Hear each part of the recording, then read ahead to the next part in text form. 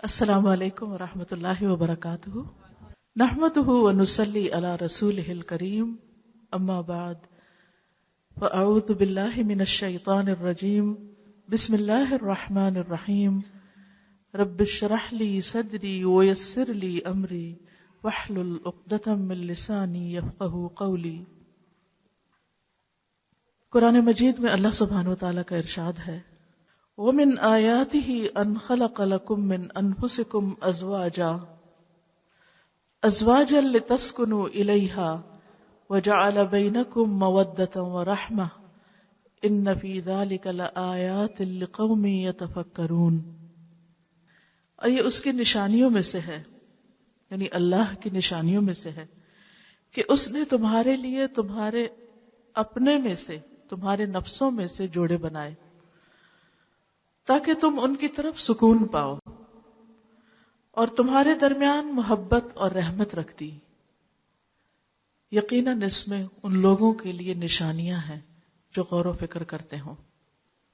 اللہ سبحانہ و تعالی ہر چیز کا خالق ہے، اور وہی میرا اور آپ کا خالق ہے۔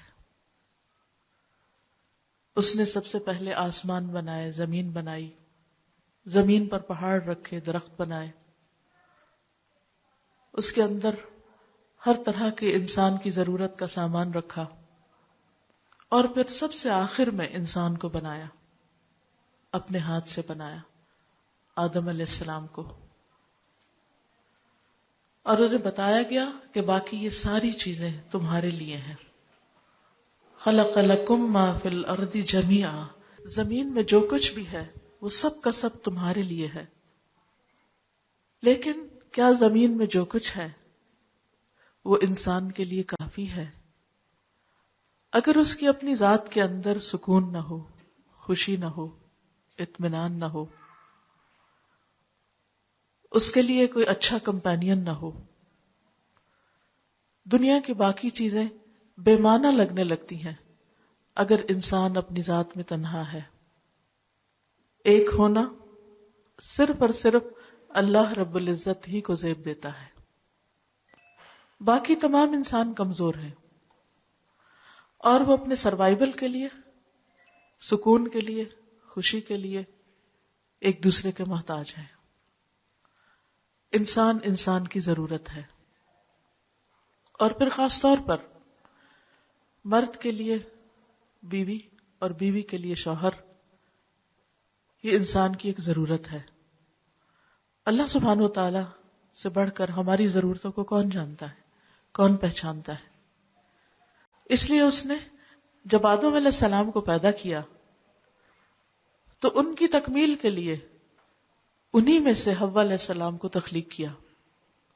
تو کہا جاتا ہے کہ حوا علیہ السلام آدم علیہ السلام کی پسلی سے پیدا ہوئی تھی، نہ سر سے نہ پاؤں سے، کیونکہ اگر سر سے پیدا ہوتی تو بھی صحیح جوڑا نہ ہوتا، اور اگر پاؤں سے ہوتی تو بھی ان سے درجے میں کم ہوتی۔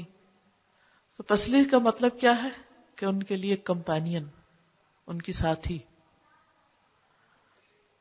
اور جو کچھ ہمیں قرآن و سنت سے ملتا ہے وہ یہ کہ ان دونوں کے درمیان بہت محبت تھی، اور ہر چیز میں دونوں باہم شریک رہے۔ اور اس کی گواہی قرآن مجید بھی دیتا ہے کہ جس وقت شیطان بہکانے کے لیے آیا جنت میں تو دونوں کو ہی بہکایا۔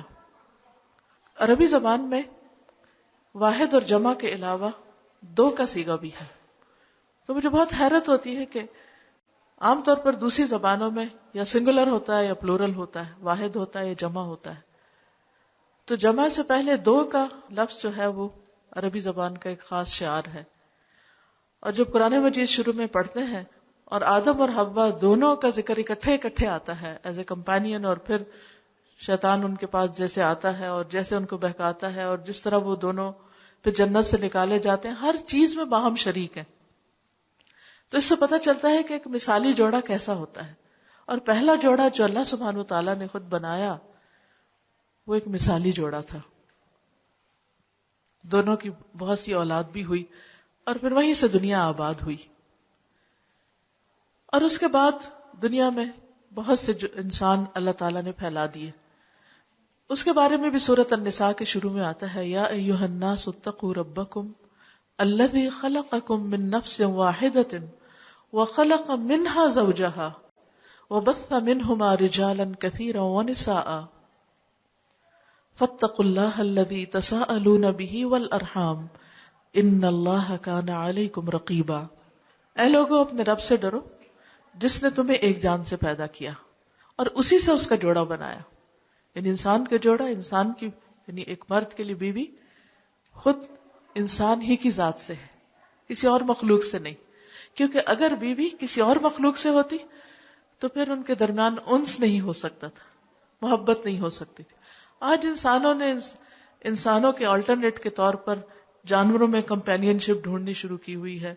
کسی کتے اور بلی سے دل لگا کے وہ سمجھتے ہیں کہ زیادہ وفادار ہیں، لیکن حقیقت یہ ہے کہ ایک انسان کے لیے جس طرح انس اور سکون اور خوشی کا سبب ہو سکتا ہے اپنی اچھی شخصیت کے اعتبار سے، وہ کوئی دوسری مخلوق نہیں ہو سکتی. نہ کوئی جن، نہ کوئی فرشتہ. یعنی انسان کا کمپینین جن نہیں ہو سکتا، انسان کے کمپینین فرشتہ نہیں ہو سکتا، کیونکہ ان کی ضروریات فرق ہیں، ان کی نیچر فرق ہے، ان کے اندر طلب فرق ہے. اس لیے اللہ سبحانہ و تعالیٰ نے پرفیکٹلی انسان کی ضرورت کے عین مطابق مرد اور عورت دو شکل میں انسان کو پیدا کیا. وہ چاہتا تو سب کا ایک ہی جیسا حال حلیہ ہوتا، ایک ہی جیسی جسمانی ساخت ہوتی، ایک ہی جیسے ان کا طور طریقہ ہوتا، لیکن ایسا نہیں کیا گیا. مرد عورت کے لیے اور عورت مرد کے لیے اپنی نیچر کے اعتبار سے، ذات کے اعتبار سے، بایولوجیکل ڈفرینسز کے ہوتے ہوئے بھی دونوں ایک دوسرے کے لیے سکون اور خوشی اور محبت اور راحت کا ذریعہ ہے. یہ الگ بات ہے کہ ہم اپنی کوتاہیوں، اپنی غلطیوں کی وجہ سے اس بہت پیارے رشتے کو اپنے لیے عذاب بنا لیتے ہیں، اپنے لیے مصیبت بنا لیتے ہیں. تو آج میں چند ایک باتیں ایسی کروں گی کہ جن کو سامنے رکھتے ہوئے اللہ سبحانہ و تعالیٰ کے اس کریشن پلان کو سمجھتے ہوئے ہم اپنی زندگیوں کو بہت خوبصورت بنا سکتے ہیں. سب سے پہلی بات یہ ہے کہ مرد اور عورت دونوں ایک دوسرے کے لیے خوشی، سکون اور راحت کا رشتہ ہے، اور یہ راحت نکاح میں رکھ دی گئی ہے، حرام تعلقات میں نہیں. حرام تعلقات گلٹ کا سبب ہوتے ہیں، احساس جرم پیدا کرتے ہیں، اور ان کے نتائج بہت خطرناک ہوتے ہیں. بہت سی جسمانی بیماریوں سے لے کر نسل انسانی پر اس کے جو اثرات مرتب ہوتے ہیں اخلاق اور کردار کے اعتبار سے، وہ سب بہت بھیانک ہے. اور جو لوگ اس کا ایکسپیرینس کر رہے ہیں اور وہ جس عذاب سے گزرتے ہیں وہ انسانوں سے اب کوئی ڈھکی چھپی بات نہیں. تو ہمارے دین میں نکاح ایک عبادت ہے. حدیث میں آتا ہے کہ دو محبت کرنے والوں کے لیے نکاح سے بہتر کوئی چیز نہیں پائی گئی جو ان کو ایک دوسرے کے لیے ایک دوسرے سے جائز اور حلال طریقے سے ایک دوسرے کے قریب لے آئے. اسی لیے ہم دیکھتے ہیں کہ نکاح کو عبادت قرار دیا گیا، اور اس پر نکاح اور خاص طور پر شوہر بیوی کے تعلق کو، کہ شوہر اگر اپنی بیوی کے ساتھ جسمانی تعلق قائم کرتا ہے تو وہ بھی اس صدقہ ہے اس کا، اور اس کے لیے اجر و ثواب کا باعث ہے. تو لوگوں نے بہت حیرت سے پوچھا کہ یہ کام بھی ثواب ہے، یعنی کہ یہ ریلیشن شپ اجر و ثواب کا ہے جو ہم سمجھتے ہیں کہ کمپلیٹلی دنیاوی کام ہے، یا صرف انسان ایک پلیزر کے لیے بعض اوقات ایسے ریلیشن شپ میں ہوتا ہے. تو کیا یہ خوشی حاصل کرنا اور ایک دوسرے کے لیے سیٹسفیکشن کا سامان بننا یہ بھی عبادت ہے؟ جی ہاں. آپ صلی اللہ علیہ وسلم نے اس کی وضاحت کرتے ہوئے فرمایا کہ اگر یہی چیز حرام راستے سے حاصل کی جائے تو کیا گناہ نہ ہوگا؟ تو جب کوئی حلال راستے سے یہ خوشی حاصل کرتا ہے تو یہ سراسر اس کے لیے ثواب بن جاتا ہے، عبادت بن جاتا ہے. اسی لیے نکاح کو باقاعدہ صرف ایک کانٹریکٹ نہیں، باقاعدہ ایک طریقہ اور ایک پورے اس کے ساتھ شروط اور ارکان اور ساری چیزیں رکھی گئی، جس میں صرف یہ وقتی اور صرف زبانی کلامی رشتہ نہ ہو، صرف زبانی کلامی وعد وعید نہ ہو، بلکہ لوگوں کے سامنے لوگوں کو گواہ بنا کر اور اللہ کو گواہ بنا کر ایک دوسرے کے حقوق ادا کرنے کا عہد و پیمان کیا جائے. اور اس کو باقاعدہ ایک کانٹریکٹ میں باندھا گیا تاکہ کوئی فریق دوسرے کے اوپر زیادتی نہ کرے، ایک دوسرے کے حقوق کی خلاف ورزی نہ کرے. کیونکہ انسانی زندگی کے اندر اپس اینڈ ڈاؤنز آتے ہیں، کبھی خوشی ہوتی ہے، کبھی مزاج اچھا ہوتا ہے، کبھی انسان بگڑنے لگتا ہے تو ایک دوسرے پر زیادتی بھی کر جاتا ہے، کیونکہ ہمیشہ حالات ایک جیسے نہیں رہتے. چاند بڑھتا بھی ہے اور پھر گھٹتا بھی ہے. زندگی میں روشنی بھی ہوتی ہے، اندھیرا بھی ہوتا ہے، خوشیاں بھی ہوتی ہیں، غم بھی ہوتے ہیں. اس لیے ایسا نہ ہو کہ جب خوشی ہو جب تو ایک دوسرے کا حق ادا کیا جائے، اور اگر کسی بات پہ ناراضگی ہو گئی یا طبیعت مچل گئی ہے یا کچھ خفگی ہو گئی ہے تو ایسی صورت میں انسان ایک دوسرے پر ظلم و زیادتی کرنے پر اتر آئے. تو اس لیے اس بندھن کو صرف زبانی کلام ہی نہیں، باقاعدہ ایک کانٹریکٹ کی شکل دی گئی تاکہ کسی بھی اگلے فیصلے سے پہلے سوچ سمجھ کر فیصلہ کیا جائے. اور پھر مزید بندھن بچوں کی صورت میں مضبوط ہو جاتا ہے جو ایک خاندان کی بنیاد بن جاتا ہے.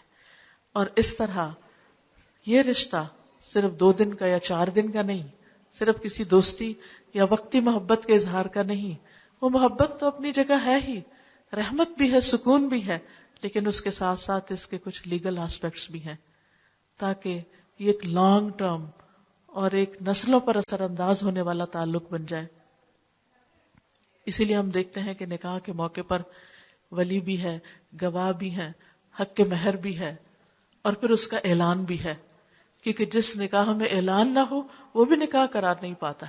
اسی طرح جس نکاح میں گواہ نہ ہو، میاں بیوی اگر آپس میں 2 ہسبینڈ وائف کہیں کہ میں تم سے نکاح کرتا ہوں، لڑکی کہ میں قبول کرتی ہوں، اور اس کا کوئی وٹنس نہ ہو تو وہ بھی نکاح نہیں.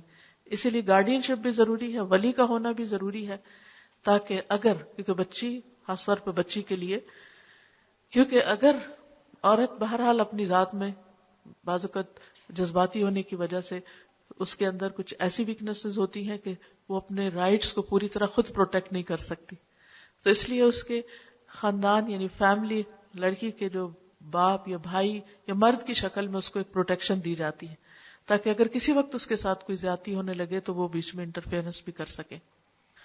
تو خاندان کی ایک سپورٹ جو ہوتی ہے وہ ایک نئے خاندان کو بنانے کے لیے ایک مدد کا ذریعہ ہوتی ہے یا مددگار ہوتی ہے.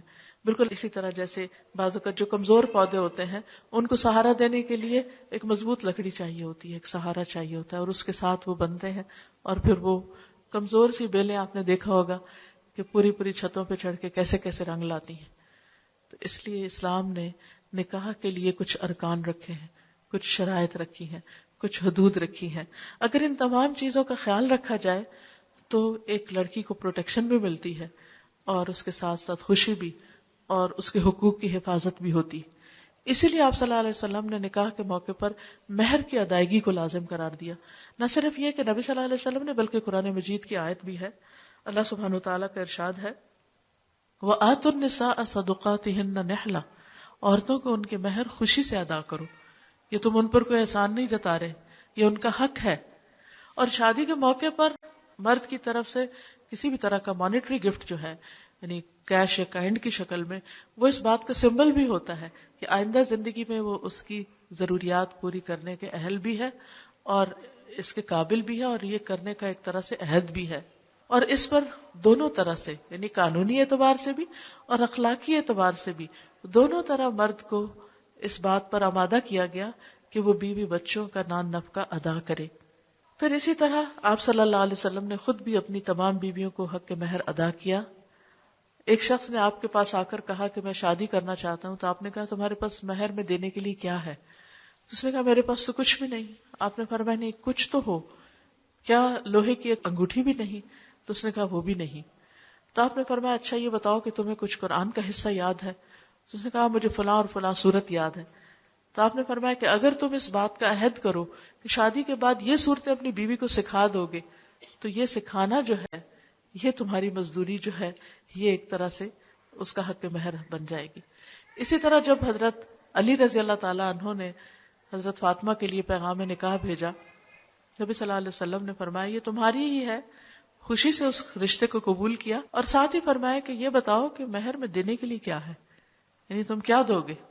عام طور پہ ہمارے ہاں لڑکی کے والدین جو ہیں مہر کی بات کرتے ہوئے ڈرتے ہیں، گھبراتے ہیں، وہ سوچتے ہیں کہ شروع سے ہی ایک بری فیلنگز ہو جائیں گی یا شاید کوئی جرم ہے، یا لڑکی اگر شادی کے بعد مہر کا کسی وقت مطالبہ کر لے تو اس کو بھی مائنڈ کر لیا جاتا ہے.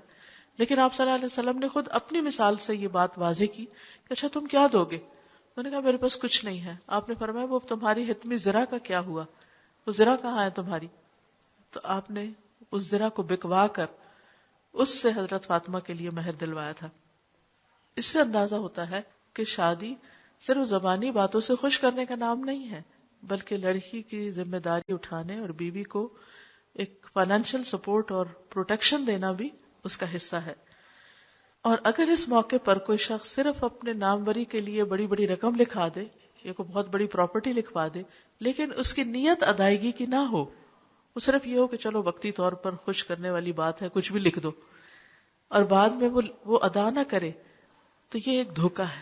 آپ صلی اللہ علیہ وسلم نے فرمایا من غش فلیس منا, جو کسی کو دھوکہ دے وہ ہم میں سے نہیں ہے.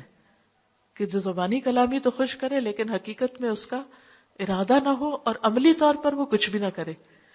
ہم نے دیکھا ہوگا کہ اکثر شادیوں کے بعد لوگ جب پریشان ہوتے ہیں تو کیا کہتے ہیں, ہمارے ساتھ دھوکہ ہو گیا, ہمارے ساتھ اچھا نہیں ہوا, ہمیں بتایا کچھ گیا تھا اور حقیقت کچھ اور تھی, سامنے کچھ اور دکھایا گیا اور اندر کچھ اور تھا.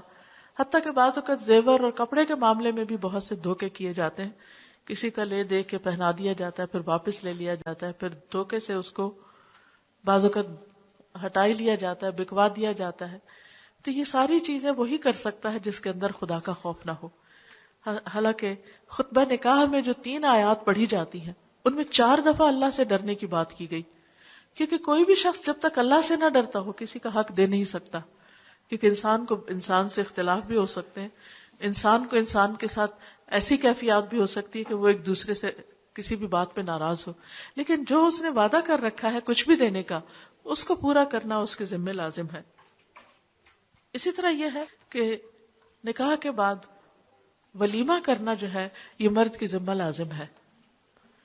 نبی صلی اللہ علیہ وسلم نے حضرت عبد الرحمن بن عوف کو مدینہ میں جانے کے بعد دیکھا کہ ان کے کپڑوں پر زرد رنگ ہے, زعفران کا. تو آپ مسکرائے اور پوچھا کیا تم نے نکاح کر لیا؟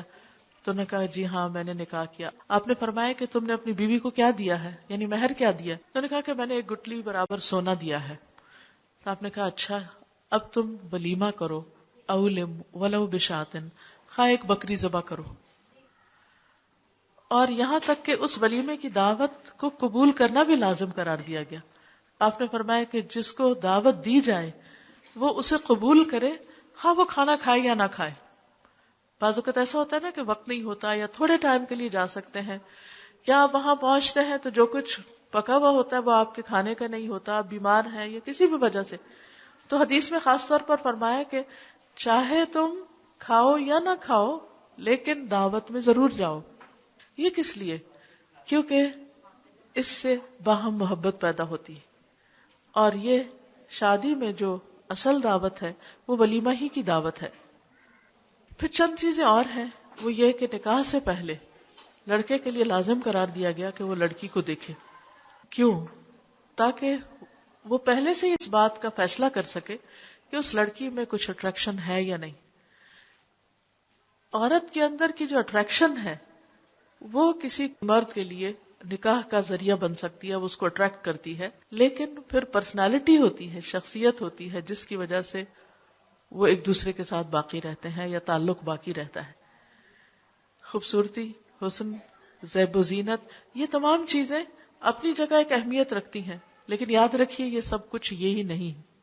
ابتدا میں تو یہ چیزیں فائدہ دیتی ہیں, لیکن وہ کون سی چیز ہے, وہ کیا راز ہے کہ جس سے عورت مرد کے دل میں گھر بناتی ہے یا مرد عورت کے لیے ایک مقام اپنے اس کے دل میں پیدا کرتا ہے, وہ ہے ان کی عادات, ان کا اخلاق, ان کی سنسیئرٹی, وفاداری اور ایک دوسرے کے حقوق کا خیال رکھنا.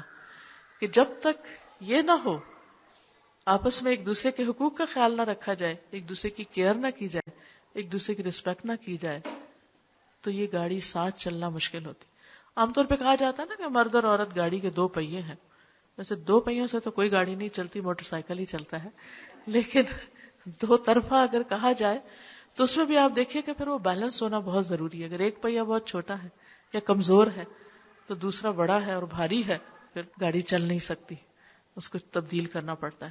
تو زندگی کی گاڑی بھی نہیں چلتی جب تک کہ دونوں کے درمیان کمپیٹیبلٹی نہ ہو, دونوں کی ایک دوسرے کے ساتھ انڈرسٹینڈنگ نہ ہو, اور دونوں ایک دوسرے کے حقوق کا خیال نہ رکھنے والے ہوں.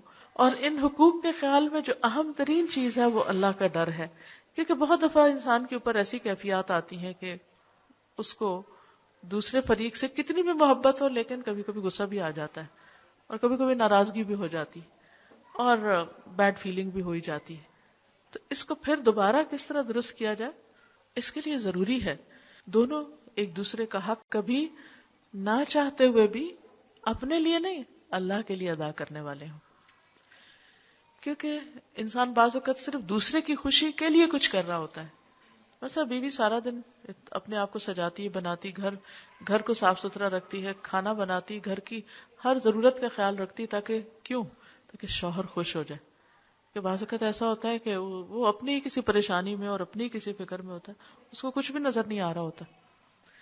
ایسے میں انسان پھر فرسٹریٹ ہوتا ہے کہ میری تو یہاں کوئی قدر کرنے والا نہیں، اور میرے تھکنے کو اور میری تکلیف کو اور میری پریشانی اور میری بے چینی کو دور کرنے والا کوئی نہیں. تو یہ رشتہ کیسے چلے گا اور یہ نبھا کیسے ہوگا؟ اس صورت میں بھی انسان اپنے آپ کو کیسے تھام کے رکھے؟ صرف ایک ہستی کے لیے سب کچھ ہو سکتا ہے اور وہ ہے اللہ رب العزت.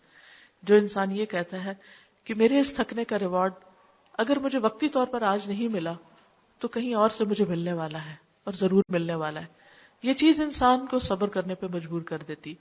اور پھر ایک وقت آتا ہے کہ انسان دوسرے کا دل بھی جیت لیتا ہے اور ایک دوسرے کے ساتھ انڈرسٹینڈنگ بھی پیدا ہو جاتی. دیکھیں کہ ہر ریلیشن شپ کے اندر ایک ٹیدنگ پیریڈ بھی ہوتا ہے. شادی کے شروع میں ہنی مون کے دن تو اچھے گزرتے ہیں، لیکن آہستہ آہستہ پھر جب ایک دوسرے کی شخصیت کی بہت سی باتیں کھلنے لگتی ہیں تو ٹیدنگ پیریڈ شروع ہو جاتا ہے. جیسے ہم دیکھیں ایک بچہ پیدا ہوتا ہے، جب تک اس کے دانت نہیں نکلتے تو وہ بھی بڑا سکون سے سوتا رہتا ہے اور ہر ایک اٹھا کے اس کو پیار کرتا ہے اور ہر ایک کا چہیتا بھی ہے. لیکن آپ نے دیکھا ہوگا کہ جو ہی تھوڑا سا بڑا ہوتا ہے اور تھوڑی سی بھی فزیکل چینجز اس میں آنے لگتی ہیں اور اس کے سونے کا ٹائم جب گزر جاتا ہے تو ایسی صورت میں اس کو پھر ایک تکلیف دہ دور بھی گزرتا ہے، جب سلیپ لیس نائٹس ہوتی ہیں، جب وہ ماں کی توجہ چاہتا ہے، جب وہ بہت ساری بے چینی اور پریشانی سے گزرتا ہے. تو عام طور پر ریلیشن شپس میں یہ پیریڈ آتا ہے اور یہ بہت صبر اور حوصلے کا پیریڈ ہوتا ہے. اگر انسان اس کو خوشی سے گزار جائے تو آئندہ پھر خوشی آ جاتی ہے. یعنی جیسے سورج روز چڑھتا ہے اور روز غروب ہوتا ہے، اسی طرح موسم 6 مہینے کے بعد تبدیل ہو جاتے ہیں یا 4 مہینے کے. تو یہ ساری تبدیلیاں وقت کے ساتھ ساتھ ہوتی ہیں، لیکن پھر الٹیمیٹلی دوبارہ، یعنی جو سورج غروب ہوتا ہے وہ ہمیشہ غروب نہیں ہوتا، پھر دوبارہ نکل آتا ہے.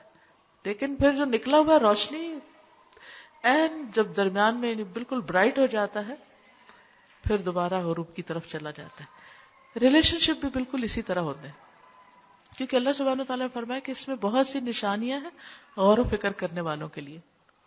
لیکن ریلیشن شپ کے اندر کچھ چیزیں ایسی ہیں جن کا خیال رکھنا بہت ضروری ہے، اور ان چیزوں کو ضرور ذہن میں رکھنا چاہیے جو تعلقات کی خرابی کا باعث بنتے ہیں. ٹھیک ہے، کچھ چیزیں تو وقتی طور پہ انسان کی طبیعت مزاج کا حصہ ہوتی ہیں، کچھ بچپن کی دو مختلف گھرانوں سے اٹھان ہوتی ہے، اور پھر مرد اور عورت کا جو بایولوجیکل ڈفرنس ہے وہ بھی بیچ میں بہت اہم رول ادا کرتا ہے. لیکن ان سب چیزوں کے ساتھ ساتھ کچھ فیکٹرز کو سامنے رکھنا چاہیے. اس میں جو چیز عموماً خرابی کا باعث بنتی ہے وہ بدگمانی ہے. جب کسی پہ شک ہونے لگتا ہے تو وہ شک انسان کو ختم کر دیتا ہے، انسان کا چین لوٹ لیتا ہے. ہسبینڈ وائف کے درمیان محبت کو قائم رکھنے والی چیز اعتماد ہے. جب تک ایک دوسرے پر اعتماد اچھا ہوتا ہے تو خواہ ایک دوسرے سے دور بھی ہوں تو کچھ مشکل نہیں ہوتی، دونوں اپنی اپنی جگہ سیٹسفائیڈ ہوتے. لیکن قریب رہ کے بھی اگر بد اعتمادی کی فضا آ جائے، شک آ جائے تو خوشیاں ختم ہو جاتی ہیں. اس لیے حد الوسع یہ کوشش کرنی چاہیے کہ ان کاموں سے بچا جائے جو ایک دوسرے کو پسند نہیں. جو چیزیں ہسبینڈ کو پسند نہیں، بیوی کو ان سے بچنا چاہیے، اور جو چیزیں بیوی کو بہت ناگوار گزرتی ہوں، ہسبینڈ کو ان چیزوں سے رکنا چاہیے. جب دونوں ایک دوسرے کی، یعنی کہ 100% تو نہیں ہو سکتا، لیکن ایک بڑا حصہ اگر دونوں ایک دوسرے کے مزاج کو سمجھ جائیں تو پھر جھگڑے فساد نہیں ہوتے یا بہت کم ہوتے ہیں، یا ہوں بھی تو پھر محبت میں بدل جاتے ہیں اور وہ پہلے سے بھی زیادہ پھر ایک طرح سے نئے سرے سے انسان ایک دوسرے کے ساتھ اچھا نبھا کرتا ہے.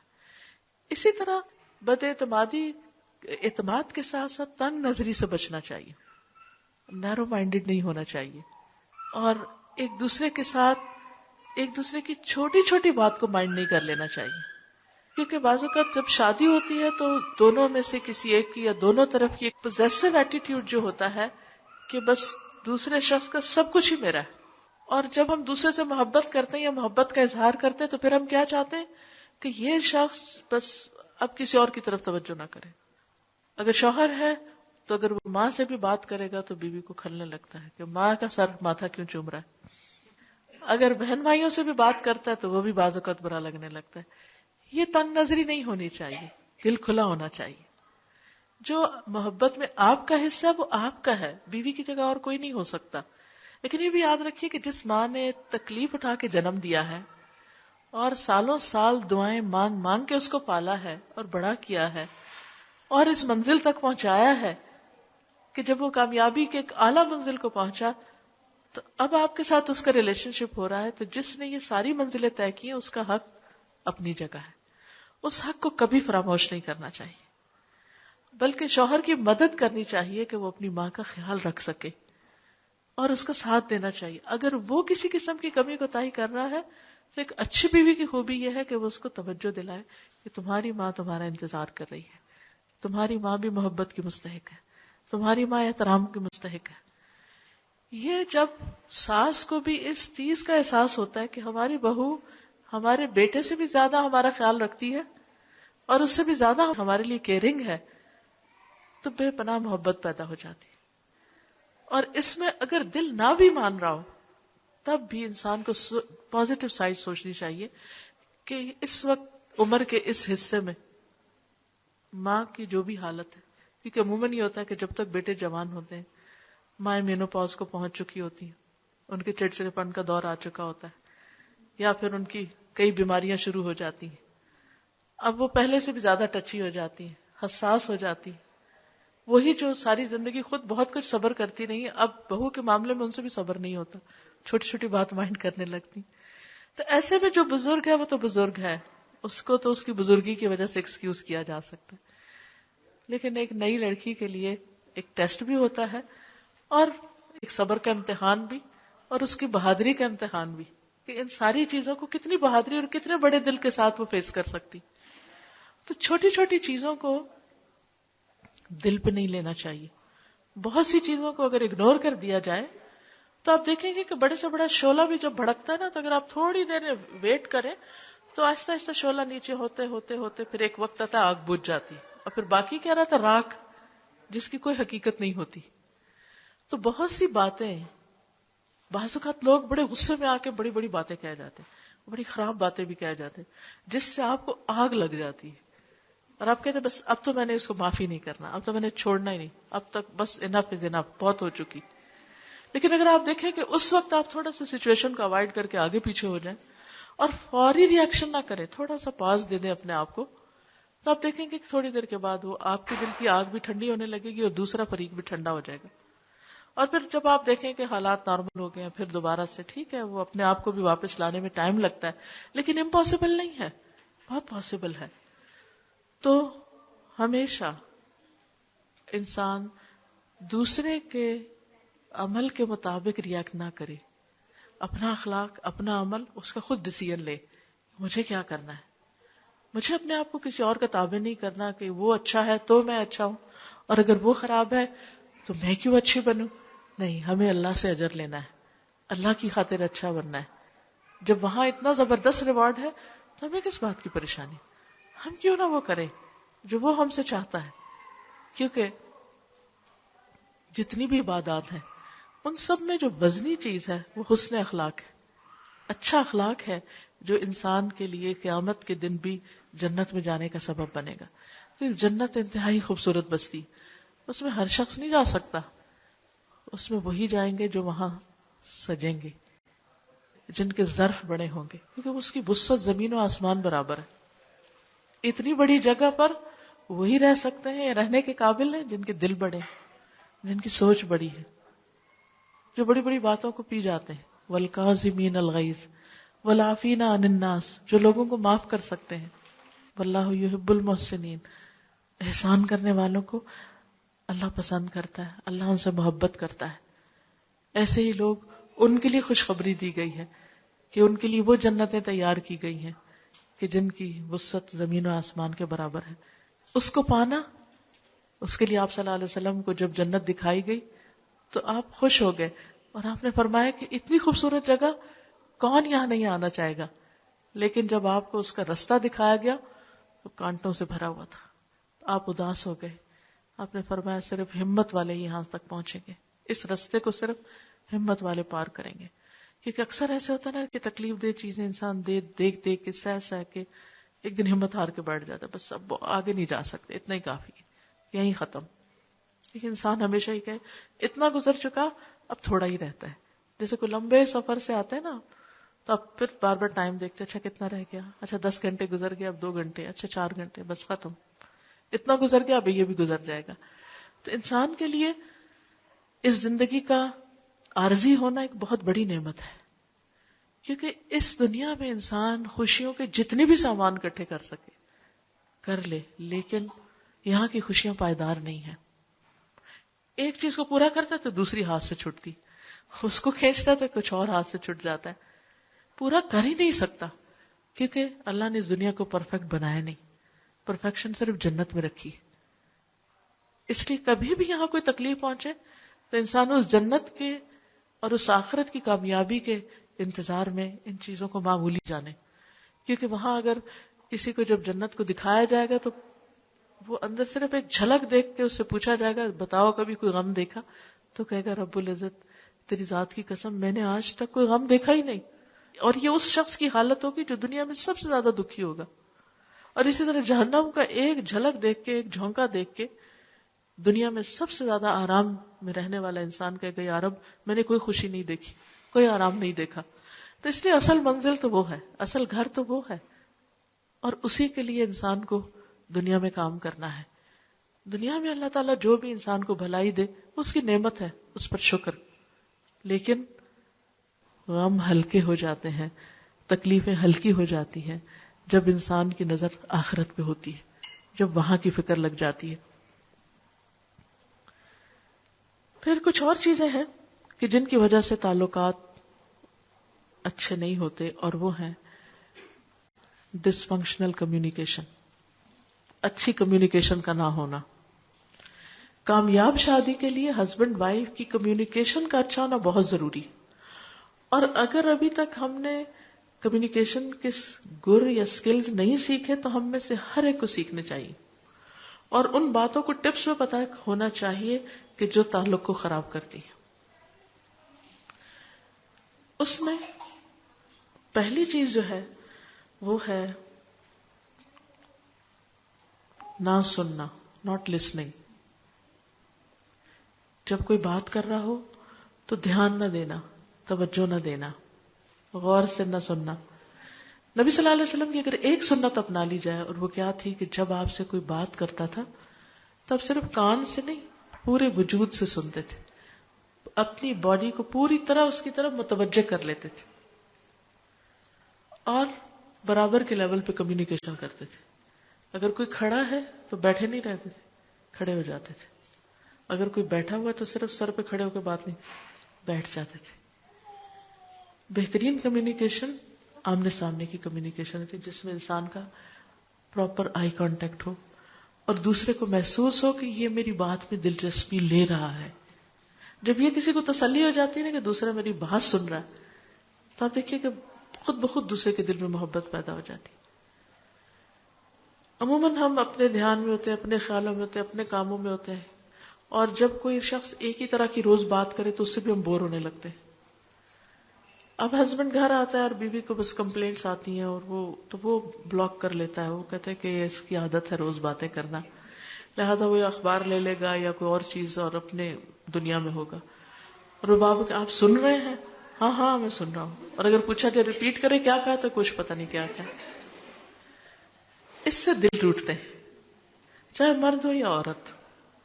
اب اگر دوسرا شخص نہیں بھی کر رہا تو ہمیں اپنے عمل سے دوسرے کی اصلاح کرنی ہے کہ وہ جب بات کر رہا ہو تو پوری توجہ سے سنے، اور اس پوری توجہ صرف پریٹینڈ نہیں کرے گا توجہ دے، بعض اوقات ہم ہاں ہاں ہاں ہاں کرتے رہتے ہیں لیکن پتہ نہیں ہوتا کہ کیا کریں. اور اس سے کیا ہوتا ہے کہ وہ ہم کچھ کہتے نہیں, نہ کوئی سوال کرتے ہیں, نہ اگری کرتے ہیں, نہ ڈس اگری کرتے ہیں, کچھ بھی نہیں, بے روح سی گفتگو. کچھ نہ کچھ وقت دن میں ضرور ایسا ہونا چاہیے, سارا وقت نہ بھی صحیح, کچھ نہ کچھ وقت ضرور دن میں ایسا ہونا چاہیے کہ جب افیکٹو کلوز کمیونیکیشن ہو, چاہے یہ فیو منٹس کی ہو یا فیو آورز کی ہو یا جو بھی جس کے لیے آسانی ہو. اگر گھر میں ایسا ماحول نہیں تو چاہے ٹیلی فون پر ہو. جب ہم اور دوستوں سے گھنٹوں باتیں کرتے ہیں تو کیا ہسبینڈ وائف نہیں کر سکتے؟ اس کو کیوں ہم فار گرانٹیڈ لیتے ہیں؟ اچھا ٹھیک ہے نا, پتا ہے ٹھیک ہے, وہ بھی ٹھیک ہے, میں بھی ٹھیک ہوں, اب بات کرنے کی کیا ضرورت ہے, روزی تو بات ہوتی نہیں. تب بھی دوسرے کو اگر یہ, اور یہ دونوں طرف سے ہوگا تو تبھی, ایک شخص بولتا بھی رہے, توجہ بھی کرے اور دوسرا نہ سنے تو بات نہیں بنے گی. تو ہسبینڈ وائف بہت دونوں کو ایک دوسرے کے لیے اچھا لسنر ہونے کی ضرورت ہے, ناٹ اونلی ہیئرنگ بلکہ پوری توجہ سے بات سننا. اس سے ایک سیٹسفیکشن بھی ہوتی, انسان کا غم ہلکا ہوتا ہے. اللہ نے دونوں کو ایک دوسرے کے لیے کیوں بنایا؟ لِتَسْكُنُوا إِلَيْهَا, تاکہ تم اس سے سکون پاؤ. اور اگر ہم ایک دوسرے کے لیے سکون کا ذریعہ ہی نہیں ہے تو شادی کا مقصد کیا ہے؟ مقصد ہی نہیں پورا ہوا. پھر آپ دیکھیے کہ دوسری چیز جو ہے وہ موقع محل کے حساب سے بات کرنا, رانگ ٹائم نہ ہو. ویسے کسی شخص کو نیند آ رہی اور ہم کو بہت بڑا مسئلہ سنانے بیٹھ جائیں اور وہ نیند میں کر ہاں ہاں ٹھیک ہے ٹھیک ہے, وہ غلط وقت ہے. پھر ہم کہیں کہ ہاں سنتا ہی نہیں, اس کو تو سمجھ ہی نہیں آتی. تو ہمیشہ اہم بات جو بہت آپ سمجھتے ہیں کہ وہ ہماری خاندانی زندگی پر اور بچوں کی زندگی پر اثر انداز ہونے والی, اس کے لیے چاہے کتنی بھی مصروفیت ہو تھوڑا انتظار کر لیں, لیکن اس بات کو گنوائے نہیں, پراپر ٹائم پر کریں, پراپر وے میں کریں, تاکہ وہ بات دوسرے کو سمجھ آ جائے اور سمجھانے کی طرح کریں. کیونکہ some time just we talk at other person not to a person. اس شخص سے بات نہیں کرتے, بس سنائے جاتے ہیں. ہم سمجھتے ہم نے کہہ دیا اور اس نے سنا ہی نہیں ہوتا, کیونکہ کہنے کا ہمارا طریقہ درست نہیں یا ٹائم درست نہیں. اسی طرح جب کسی کو سخت بھوک لگی اور کسی کو کھانا چاہیے تو اس وقت آپ اس کو روک کے اور لمبی باتیں شروع کر دیں تو وہ بھی رائٹ ٹائم نہیں ہے. تو جب ایک شخص کا مائنڈ کہیں اور ہے, اس کو کوئی اور بات یاد آئی اور آپ بیچ میں جا کے انٹرپشن کرتے ہیں تو انٹرپشن نہیں. پھر اسی طرح ایسی باتیں کہ جو آپ پوری اپنے دل کی بات کمیونیکیٹ کرنا چاہتے ہیں تو اس کے لیے بھی ایسا وقت نکالیں کہ جس میں انٹرپشن کم سے کم ہوں. کیونکہ بعض اوقات بچے انٹرپٹ کرتے ہیں, آپ نے ایک بات ابھی شروع کی, وہ بیچ میں انٹرپشن ہوگی, ابھی تھوڑی سی آگے بڑھی پھر انٹرپشن ہوگی, یا آپ خود ہی انٹرپٹ کرتے کیونکہ عورتوں کا مائنڈ ہر طرف گھوم رہا ہوتا ہے. اچھا وہ دروازے پہ کون آ گیا, اچھا وہ بچے نے کیا کر لیا. اب شوہر آپ سے بات کرے اور آپ دروازہ سوچ رہے ہیں اور آپ بچہ روتا ہوا آپ کو دکھ رہا ہے. یہ چیزیں جو ہے ہم کہتے ہیں لو ہماری ڈیوٹی نہیں, یا پھر یہ کیونکہ ہم ملٹی ٹاسکنگ کر رہے ہوتے ہیں اور ہم اس سے بڑے خوش ہوتے ہیں اور بڑے فخر بھی کر رہے ہوتے ہیں کہ دیکھیں ہم اتنے کام کرتے ہیں, یہ بھی کر رہے ہیں, وہ بھی کر رہے ہیں, وہ بھی کر رہے ہیں, لیکن آپ وہ نہیں کر رہے جو اس وقت آپ کو کرنا چاہیے. اور وہ کہ مکمل توجہ سے دوسرے کی کوئی اہم بات سن لیں, چاہے وہ آپ کی مرضی کے خلاف ہی ہے. یہ کچھ باتیں ایسی ہوتی ہیں جو ہسبینڈ روز ہی لے کے بیٹھ جاتے ہیں کہ اچھا سنو میری یہ بات. اب عورتیں اس سے گھبراتی ہیں کہ مثلا بزنس کی کوئی بات ہے یا کوئی اور جاب پہ کوئی بات ہے. اب عورتوں نے بعض اوقات اس بزنس کا انہیں کوئی انٹرسٹ نہیں ہوتا اور نہ ہی لیکن نہیں بھی تو آپ کو سمجھ آنے لگے گی. ہر نئی چیز کو سمجھنے میں ٹائم لگتا ہے لیکن سمجھنا ضروری بھی ہوتا ہے, کیونکہ اگر ساتھ چلنا ہے تو پھر انڈرسٹینڈنگ ہونا ضروری ہے. اگر آپ نے وہ سبجیکٹ نہیں پڑھ رکھا جو شوہر نے پڑھا ہے, یا شوہر کو بیوی نے وہ پڑھ رکھا ہے اور شوہر نے نہیں پڑھا, تو آپس میں کمیونیکیشن کے لیے کچھ نہ کچھ ایک دوسرے کی بات سمجھیں. اب مثلا ہماری ایک اسٹوڈنٹ نے کہا کہ اس کے مدر بھی سائنس پڑھی ہوئی ہے اور ہسبینڈ بھی ڈاکٹر ہے. اب وہ ساس اور ہسبینڈ جو ہے وہ جب باتیں کرنے لگتے تو سائنٹیفک ٹرمز بولتے. اب یہ مائنڈ کر جاتی ہے, کہتی ہے اچھا آپ باتیں کریں, ہم تو جا رہے ہیں, ہمیں آپ کی باتیں نہیں سمجھ آتی. تو میں ان سے کہا کہ چند ٹرمز آپ بھی سیکھ لیں, روز ہی بولی جائیں گی گھر میں, تاکہ آپ بھی انجوائے کریں. کیونکہ ایک شخص جو خاص پروفیشن سے تعلق رکھتا ہے وہ کرتے کرتے وہ ٹرمینالوجی اوائڈ کر ہی نہیں سکتا. وہ سارا دن دفتر میں جو زبان بول کر آ رہا ہے وہ گھر آئے گا تو کچھ نہ کچھ اس کا اثر ساتھ آئے گا. تو آپ کو سیکھ لینا چاہیے. تاکہ وہ کمپیٹیبلٹی ہو.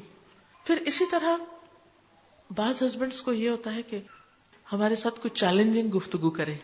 ان کی سیٹسفیکشن نہیں ہوتی جب تک ان کو چیلنج نہ کرے یا ان کو کوئی ایسی بات نہ ہو کہ جس کو واقعی وہ آرگیومنٹ نہ کرے، کیونکہ ان کی خوشی آرگیومنٹ میں ہوتی. وہ آرگیو کرنا چاہتے ہیں. اب اگر بیوی سیدھی سادھی ہے، وہ ڈر کے بیٹھ جائے آگے سے اور کہے کہ پتہ نہیں کیا ہو جائے گا، تو بھی نہیں. تو دوسرے کا مزاج سمجھنے کی ضرورت ہے. پھر اسی طرح یہ ہے کہ ہسبینڈ وائف کی گفتگو صرف فارمیلٹی نہ ہو کہ اچھا چونکہ اب میں نے خوش کرنا ہے اس لیے اب وہ ایک بس بات کر رہے ہیں، ویسے کوئی دل کا تعلق نہیں، نہ کوئی محبت کی بات ہے، نہ ہی کسی کی تکلیف اور کیئر کی. تو اس میں کوئی ہنسنے ہنسانے والی بات بھی کرنی چاہیے. ہم ایک گھر میں رہتے ہیں، کسی دفتر میں نہیں رہتے یا کسی مارکیٹ میں نہیں کھڑے، تو فارمیلٹی کی ایک حد ہوتی ہے، اس سے باہر نکلنا چاہیے. اب کوئی یہ کہے کہ جی ہمارے تو خاندان میں ایٹیکیٹس ہیں، ہم تو ایسے ہی بات کریں گے، تو ٹھیک ہے آپ دوسروں سے کریں، لیکن ہسبینڈ وائف کے درمیان جوکس بھی ہونے چاہیے. نبی صلی اللہ علیہ وسلم کے ہاں مزاح بھی ہوتا تھا، ہنسی دل لگی کی باتیں بھی ہوتی تھی. اور نبی صلی اللہ علیہ وسلم جب گھر تشریف لاتے تھے تو حضرت عائشہ اپنی سہیلیوں کے ساتھ کھیل رہی ہوتی تھی، تو ان کی سہیلیاں ادھر ادھر چھپ جاتی تھی. آپ ایک ایک کو ڈھونڈتے اور واپس لاتے اور کہتے کہ تم کھیلو. پھر انہوں نے اپنے کھلونے سجا کے رکھے تھے، گڑیا سجا کے رکھی ہوئی تھی، تو ایک گڑیا کے پر تھے. تو آپ نے کہا عائشہ یہ پر کس طرح لگے ہوئے ہیں، یہ کیا ہے؟ کہا گھوڑا ہے. پر؟ گھوڑے کے تو پر نہیں ہوتے. کہا سلیمان علیہ السلام کے گھوڑے کے پر ہوتے تھے نا. تو آپ اس پر ہنس دیے. اسی طرح آپ نے ان کے ساتھ ایک موقع پر دوڑ لگائی تو حضرت عائشہ آگے نکل گئی کیونکہ وہ اس وقت ہلکے بدن کی تھی.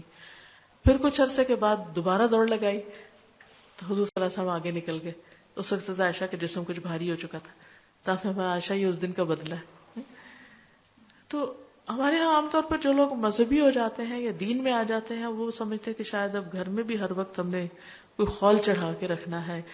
دین کسی خول چڑھانے کا نام نہیں، تو بڑی نیچرل چیز ہے. انسان اپنی گفتگو میں، معاملات میں، سوچ میں بس ان چیزوں سے بچے جو اللہ نے منع کی ہیں. باقی جو انسان کے اندر جن کی ضرورت رکھتی ہے، اس کی کچھ فزیکل نیڈز ہیں، کچھ اس کے دماغ کی ضرورتیں ہیں کہ اس نے پڑھنا لکھنا ہے، سوچنا سمجھنا ہے، اس کے غور و فکر کرنا ہے. وہ سیٹسفیکشن نہیں ہوتی جب تک کہ اس کو نہ ہلایا جائے، اسے نہ یوز. کچھ انسان کے دل کی ضروریات ہوتی، یہاں ایمان ہونا چاہیے، اسپرچویلٹی ہونی چاہیے. کچھ اس کے پیٹ کی ضرورت ہے، اس کو کھانا کھانا ہے. تو آپ صرف شوہر سے کسی شیکسپیئر کے اوپر باتیں کر کر کے اس کو راضی نہیں کر سکتے کہ آپ نے بہت کچھ پڑھا ہوا تو آپ اس کو روز ایک نئی کہانی سنانے لگتے ہیں. اس سے وہ خوش نہیں ہوگا جب تک آپ کھانا اچھا نہیں دیں گے. اور پھر اسی طرح شادی کا اصل مقصد کیا؟ ہسبینڈ وائف کی سیکشل نیڈز بھی ہیں. اب اگر آپ کھانا بھی اچھا پکا رہے ہیں اور آپ باتیں بھی بہت اچھے کر رہے ہیں اور بڑے اسپرچل بھی ہیں، بڑے ایمان ہے آپ کے اندر، لیکن ہسبینڈ اگر آپ کو بلاتا ہے تو آپ موڈ آف کر لیتے ہیں اور اس کی ضرورت پوری نہیں کرتے، یا اس کے ساتھ محبت سے پیش نہیں آتے، یا اپنی محبت شو نہیں کرتے، تو بھی غلط بات ہے، ریلیجسلی بھی غلط بات ہے. تو یہ چیز بھی بعض اوقات جھگڑوں اور فساد کا باعث بنتی. ٹھیک ہے انسان کے موڈ اپ اینڈ ڈاؤن ہوتا ہے، کبھی دل نہیں بھی چاہتا، لیکن اس وقت انسان یہی سوچے کہ اگر میرے اندر کسی چیز کی طلب ہو اور کوئی اور مجھے پریونٹ کر دے اس سے، تو پھر میرا کیا ہوگا؟ تو اس وقت مجھے اگر نہیں بھی ضرورت اور ہسبینڈ کی ایک ضرورت ہے تو دونوں کے درمیان جب ہی نبھے گی نا جب ایک دوسرے کی ضروریات کا خیال رکھیں گے. تو جب انسان کبھی اپنے من کو مار کے دوسرے کو خوش کر دیتا تو اللہ تعالیٰ اس کے عوض اس کو اس سے بڑی خوشی عطا کرتا ہے. تو ان چیزوں کا خیال رکھنا ضروری ہے. پھر اسی طرح یہ ہے کہ بے تکلف ہو لیکن شاؤٹ نہیں کریں ایک دوسرے پر. احترام اپنی جگہ قائم رہے، کیونکہ چیخ چلا کے بات کرنا، دور سے شاؤٹ کرنا، اس سے بھی ایک دوسرے کے لیے بعض اوقات دل جو ہے وہ ایک دوسرے سے تنگ ہونے لگتے ہیں. پھر ایکیوزنگ بیہیویئر نہ ہو کہ ہر چیز میں آپ تو ہم کو ٹائم ہی نہیں دیتے اور آپ تو بہت ہی مصروف رہتے ہیں اور آپ تو ایسا ہے اور ویسا ہے. جب آپ ایکیوزنگ ٹون میں ہر وقت بات کرتے ہیں تو دوسرا بیزار ہونے لگتا ہے. اچھا میں نے اتنی دفعہ فون کیا آپ نے اٹھایا ہی نہیں، اور میں نے یہ چیز لانے کو کہی اور آپ لائے نہیں، اور آپ کو تو کبھی یاد ہی نہیں رہتا، اور آپ کے لیے تو بچے کوئی اہمیت ہی نہیں رکھتے، اور آپ کے لیے تو گھر کچھ ہے ہی نہیں، وغیرہ وغیرہ. اس طرح کی جو ایکیوز کرنے والی باتیں ہیں، اعتراض کی اور ہر وقت کمپلینٹس، ٹھیک ہے ان کا بھی زندگی میں ایک پارٹ ہوتا ہے، ہونی چاہیے کبھی، میں نہیں کہتی کہ وہ نہیں ہونی چاہیے، لیکن بس تھوڑا حصہ. اگر آپ ایک گراف بنائے نا تو اس میں اس کا ایک چھوٹا حصہ ہونا چاہیے اور دوسرے کو انڈرسٹینڈ کرنے کا ایک بڑا حصہ ہونا چاہیے. کیونکہ اس سے جب صرف ایک دوسرے کو بلیم کرنے والا ایٹیٹیوڈ ہوتا ہے تو ایک دوسرے سے بیزاری پیدا ہو جاتی ہے.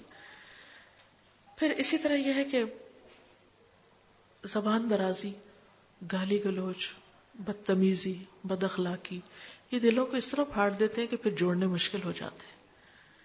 اور پھر انسان ایک دفعہ یہ کر لیتا ہے لیکن اس کے بعد اتنا اس کا جیسے ہڈی ایک ٹوٹ جاتی ہے نا تو پھر اس کے درست ہونے میں بڑا ٹائم لگتا ہے. ایسے جب دلوں کو توڑ دیتے ہیں نا ہم تھوڑا سا غصہ ظاہر کر کے تو پھر ان کو درست ہونے میں ایک ٹائم لگتا ہے. اور پھر ہم بعض اوقات 1 منٹ میں توڑتے ہیں، اگلے منٹ میں کہتے ہیں سوری، اور اگلے منٹ میں چاہتے ہیں اب دوسرا شخص بالکل ٹھیک ہو جائے. نہیں، اس کو ٹائم دیں اب حتیٰ کہ وہ اس کی مرہم پٹی ہو چکی. پھر اسی طرح یہ ہے کہ باہر سے اکسانے والے بھی بعض اوقات تعلقات کو خراب کر دیتے ہیں.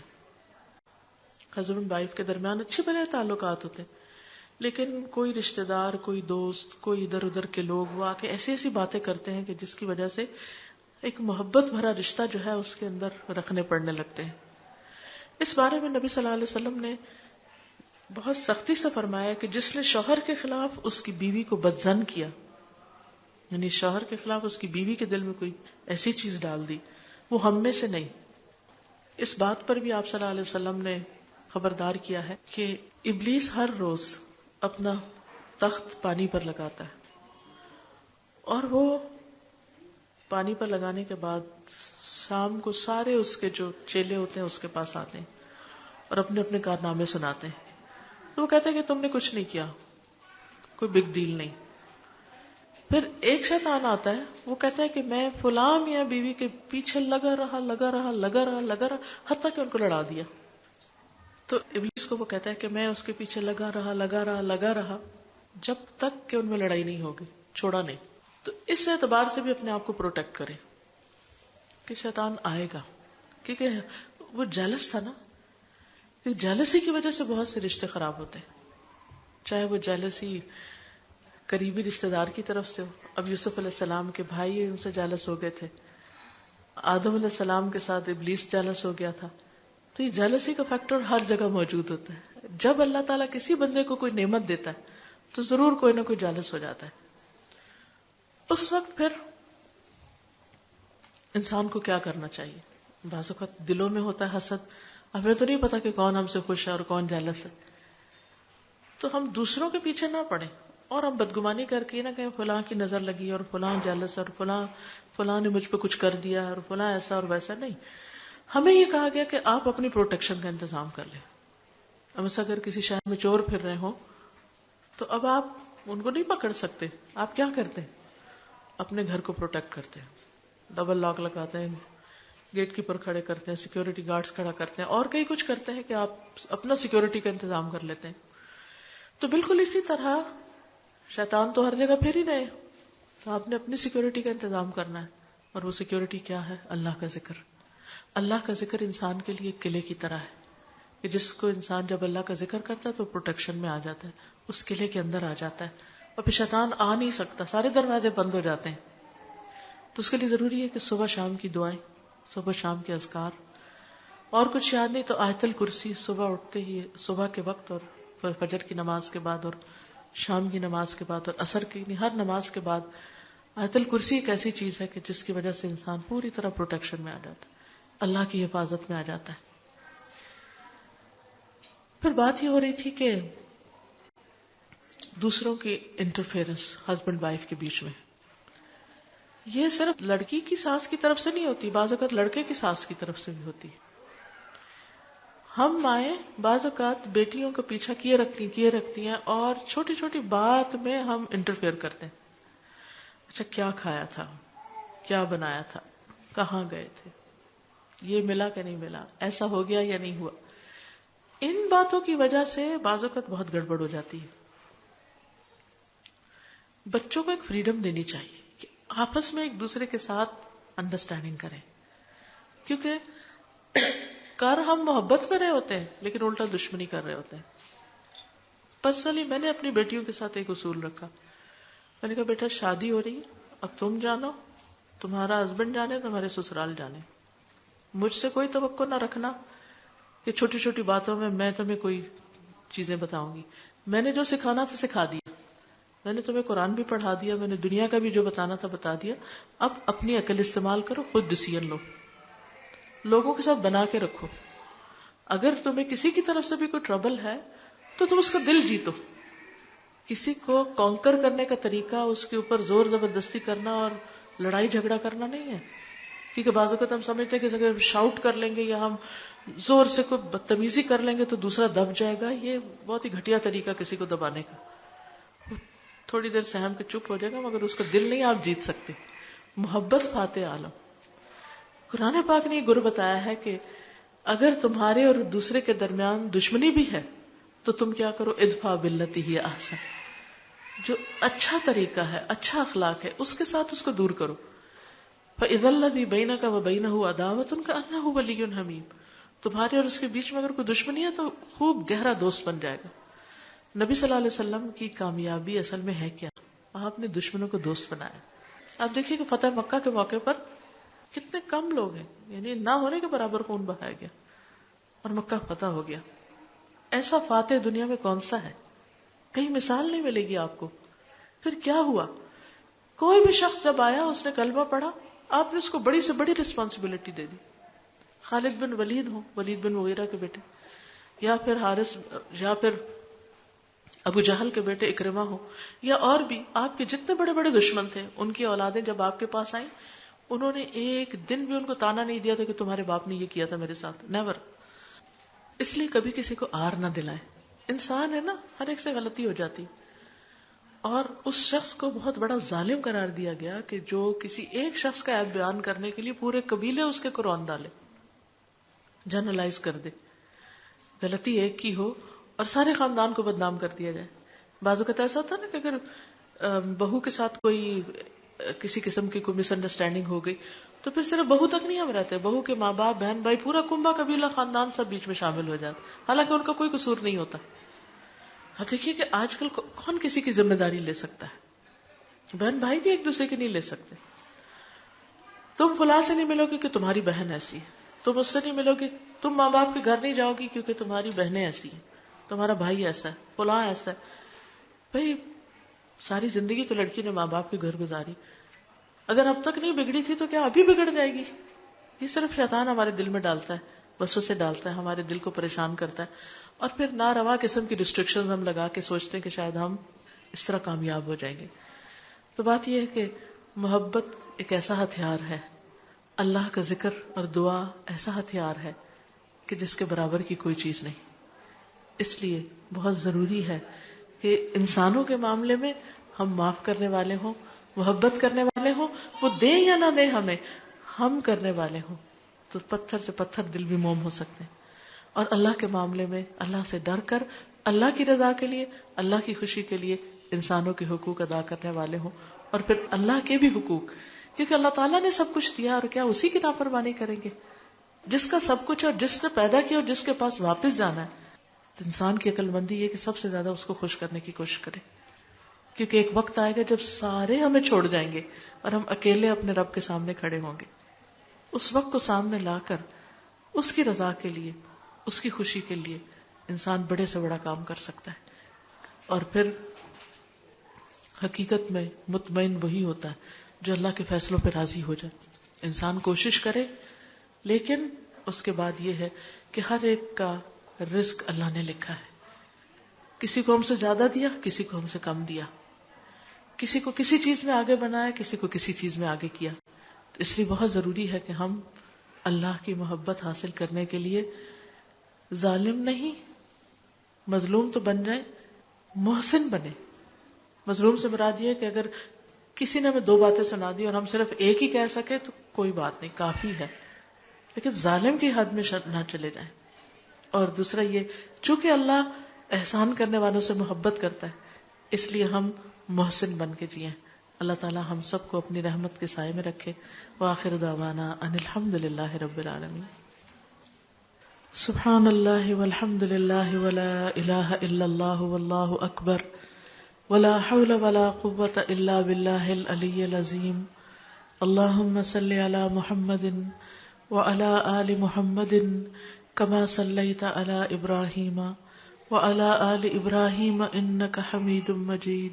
اللهم بارك على محمد وعلى آل محمد كما باركت على إبراهيم وعلى آل إبراهيم إنك حميد مجيد. ربنا آتنا في الدنيا حسنة وفي الآخرة حسنة وقنا عذاب النار. ربنا لا تزغ قلوبنا بعد إذ هديتنا وهب لنا من لدنك رحمة إنك أنت الوهاب. ربنا هب لنا من أزواجنا وذرياتنا قرة أعين واجعلنا للمتقين إماما. فاطر السماوات والأرض أنت ولي في الدنيا والآخرة توفني مسلما وألحقني بالصالحين. لا إله إلا الله وحده لا شريك له له الملك وله الحمد وهو على كل شيء قدير. لا إله إلا أنت سبحانك إني كنت من الظالمين. لا إله إلا الله لا إله إلا الله لا إله إلا الله لا نعبد إلا إياه له النعمة وله الفضل وله الثناء الحسن. لا إله إلا الله مخلصين له الدين ولو كره الكافرون. لا حول ولا قوة إلا بالله. يا حي يا قيوم برحمتك نستغيث یا رب العالمین یا ارحم الراحمین. ہم تجھ سے ہر رحمت کا سوال کرتے ہیں، ہر خیر اور بھلائی کا سوال کرتے ہیں. یا اللہ جلد ملنے والی بھلائیاں بھی عطا فرما اور بعد میں دیر سے ملنے والی بھلائیاں بھی نصیب فرما. یا اللہ ہم تجھ سے ہر شر سے بچنے کا سوال کرتے ہیں اور ہر شر سے بچنے کے لیے اپنے آپ کو تیری پناہ میں دیتے ہیں، تیرا ہی سہارا لیتے ہیں. یا رب العالمین تو ہمیں اپنی خاص رحمتوں کے سائے تلے رکھ، ہر شر سے محفوظ رکھ، دنیا اور آخرت کی تمام تکلیفوں، پریشانیوں، مصیبتوں سے بچائے رکھ. یا اللہ ہر طرح کے حسد اور شر اور شیطان سے محفوظ رکھ. یا اللہ اس گھر پر اپنی خیر و برکت نازل فرما. یا اللہ ان بچوں کو خوشی، سکون اور ایک دوسرے کے ساتھ بہترین انڈرسٹینڈنگ نصیب فرما. یا اللہ دونوں خاندانوں کے لیے بہترین بھلائیوں کا ذریعہ ہو. یا اللہ انہیں صالح اولاد نصیب کرنا. یا اللہ دونوں کے والدین کی آنکھوں کی ٹھنڈک ہو یہ بچے. یا اللہ ان کی وجہ سے گھر آباد ہوں، نسلیں سیراب ہوں. یا رب العالمین تو انہیں ہر مصیبت، ہر بلا، ہر حسد سے محفوظ رکھنا. یا رب العالمین ہم سب کو ایمان نصیب فرما، مرتے دم تک اپنی محبت نصیب فرما. یا اللہ اپنے دیدار کا شوق نصیب فرما، اپنے حبیب محمد صلی اللہ علیہ وسلم کی رفاقت نصیب فرما، حوض کوثر پر ان کے ہاتھوں پانی نصیب فرما. یا رب العالمین ہمیں اپنے خاص مقرب بندوں میں شامل کر لے. یا اللہ تو ہمیں بہترین اخلاق عطا فرما. یا اللہ ہمیں ہمارے ہی نفس کے شر سے بچا. یا رب العالمین ہمارے والدین پر اپنی رحمت فرما. رب ارحمہما کما ربیانی صغیرا. یا اللہ جو دنیا سے جا چکے ہیں ان کی بخشش فرما. اللہ جو ہمارے آباء و اجداد اور دیگر رشتہ داروں میں سے جو بھی فوت ہو چکے ہیں تو اپنی رحمت سے ان کی بخشش فرما، ان کے درجات بلند فرما، ہمیں ان کے لیے صدقہ جاریہ بنا. اللہ ہمارے بچوں کو ہماری آنکھوں کی ٹھنڈک بنا، انہیں دنیا اور آخرت کی کامیابیاں نصیب فرما. یا اللہ تو ہم سب کو رزق حلال عطا فرما، ہر حرام سے بچا. یا اللہ ہر طرح کی کھلی چھپی برائیوں سے بچا اور ہر بیماری اور ہر تکلیف سے بچا. یا اللہ تو ہمارے نفسوں کا تزکیہ کر دے، ہمارے دلوں کو اپنی محبت سے بھر دے. یا اللہ ہماری آنکھوں کو اپنے دیدار کی ٹھنڈک نصیب فرمانا. یا اللہ ہم سب کو سیدھے راستے کی ہدایت عطا فرما، ہم سب کو وہ کرنے کی توفیق دے جو تجھے پسند آ جائے، ہر اس چیز کو چھوڑنے کی توفیق دے جو تیری ناراضگی کا سبب ہو. یا اللہ تیری ذات ہمارے لیے سب سے زیادہ اہم ہو جائے. یا اللہ جتنی بھی بہنیں آئی ہیں، یا اللہ ان کے دلوں میں جو دعائیں ہیں، نیک تمنائیں ہیں، یا اللہ ان کو پورا کر دے، ان کی پریشانیوں کو دور کر دے، انہیں صحت نصیب فرما. یا رب العالمین ہم سب کو ان کاموں کی توفیق دے جو ہمیں تجھ سے قریب کر دے، اپنا قرب نصیب فرما۔ یا رب العالمین، ہم تجھ سے ہر وہ دعا مانگتے ہیں جو تیرے حبیب محمد صلی اللہ علیہ وسلم نے مانگی، اور ہر برائی سے بچنے کی دعا مانگتے ہیں جس سے بچنے کی دعا تیرے حبیب محمد صلی اللہ علیہ وسلم نے مانگی۔ یا اللہ تو ہم سب کی دعائیں قبول فرما۔ ربنا تقبل منا انك انت السميع العليم وتب علينا انك انت التواب الرحيم، وصلى الله تعالى على خير خلقه محمد وعلى آله وأصحابه وأهل بيته أجمعين برحمتك يا أرحم الراحمين۔ الہی آمین۔ سبحانك اللهم وبحمدك نشهد ان لا اله الا انت نستغفرك ونتوب إليك۔ السلام علیکم ورحمۃ اللہ وبرکاتہ۔